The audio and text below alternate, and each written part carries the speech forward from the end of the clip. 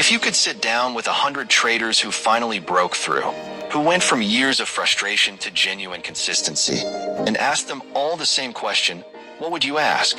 Most people would ask about strategy. What indicators do you use? What time frame do you trade? What is your entry trigger?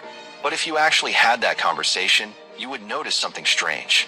The strategies would all be different. Some trade price action. Some use indicators.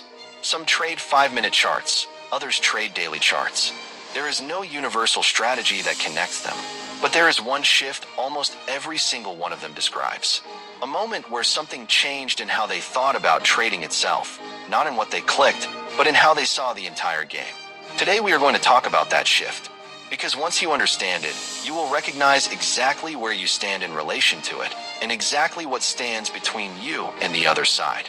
Problem: most traders enter this market believing that profitability is a destination reached through better technical skill.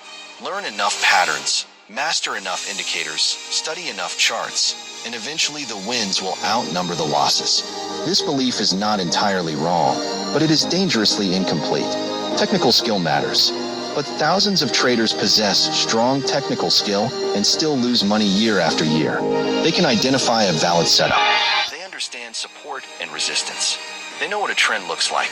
And none of that knowledge protects their account, because the thing destroying their results is not a knowledge gap. It is a relationship gap, their relationship with uncertainty, with risk, and with their own behavior under pressure.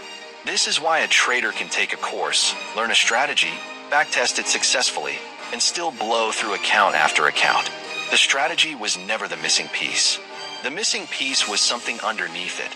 Something that shapes how the strategy actually gets executed when real money and real emotion are involved. Shift the science.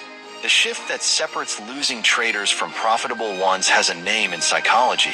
It is the move from an ego-protective mindset to a learning mindset. An ego-protective mindset treats every trade as a referendum on the trader's intelligence and worth. A loss threatens the ego, so the mind scrambles to defend itself. It blames the market. It blames bad luck. It refuses to exit a losing position because admitting the trade was wrong feels like admitting personal failure. Every decision becomes distorted by the need to protect a fragile sense of self. A learning mindset treats trading as an ongoing experiment. Losses are not threats to defend against. They are data points to learn from. The trader who has made this shift can exit a bad trade instantly, without the internal negotiation and self-justification that plagues the ego-protective trader, because closing the trade does not threaten their identity. It is simply the correct next action. This is not a small philosophical distinction. It changes everything downstream.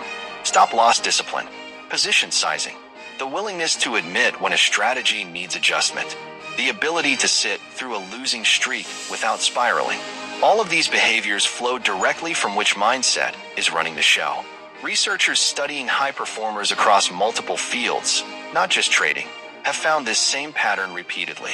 The performers who improve fastest and sustain that improvement longest are consistently the ones who treat failure as information rather than as judgment.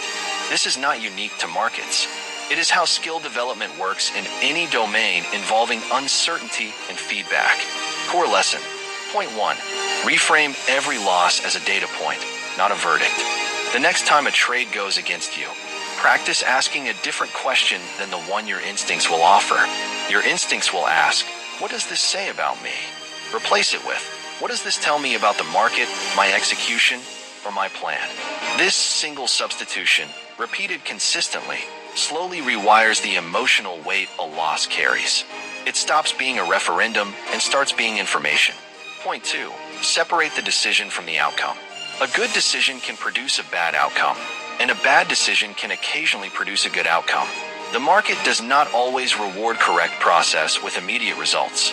Traders stuck in the ego-protective mindset judge themselves by outcomes alone, which means a string of bad luck feels identical to a string of bad decisions, even when they are completely different things.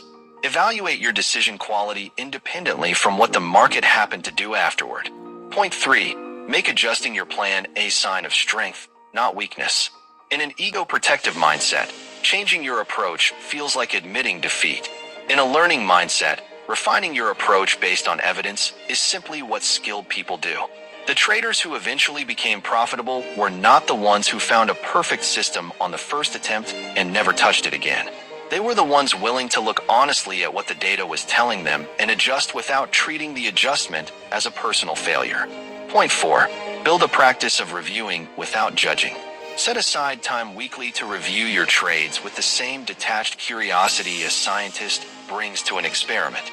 Not, I am terrible at this, or I am finally getting good at this, but simply, here is what happened, here is why, here is what I will carry forward. This consistent, judgment-free review process is where the learning mindset actually gets built. It does not arrive through willpower alone. It is trained through repetition, the same way any other mental skill is trained. Motivational close. The traders who eventually find consistency are not the ones who avoided every mistake. They are the ones who stopped treating mistakes as proof of who they are and started treating them as material to build from.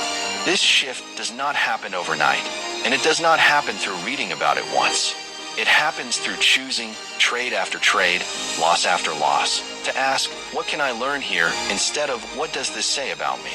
Every time you make that choice, you move a little further away from the ego-protective trader who blows accounts trying to defend a fragile identity, and a little closer to the calm, adaptable trader who simply learns and adjusts.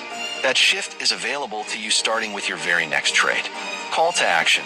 If this gave you a new lens to look at your own trading through, share it with someone walking the same road. And if you have not subscribed yet, now is the time. Every week we go deeper into the mental side of trading, because the chart was never the hardest part. Master your mind. Master the markets. I will see you in the next one.